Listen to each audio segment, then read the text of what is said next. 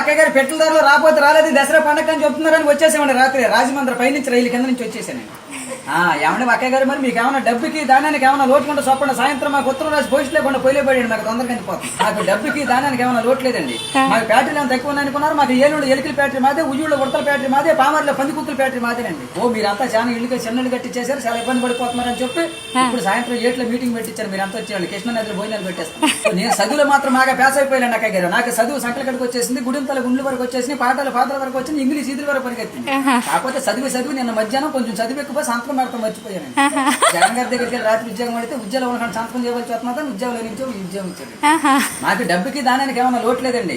మాకు ఏట్లో 700 బిల్డింగ్ ఉందండి.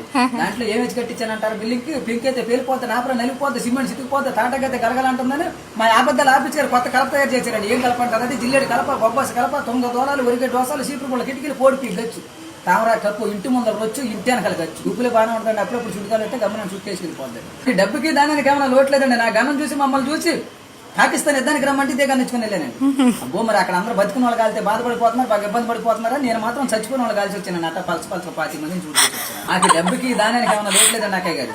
మా విజయవాడ 60 బట్టల షాపులో ఉన్న మీకు ఏమైనా పండగ కొత్త బట్టలు పెడుతున్నామని అక్కలందరికి అబ్బో సీదే చీరలు, వాణిశ్వర లంగాలు, జ్యోతులు చీరలు, లగ్గుమా, నెక్లెస్లు, మేనా గాజులు, మాకు అంతా డబ్బేనండి అక్కయ్య గారు. కాకపోతే కొంచెం చిల్లర లేక ఇలా బయలుదేరి వచ్చాను.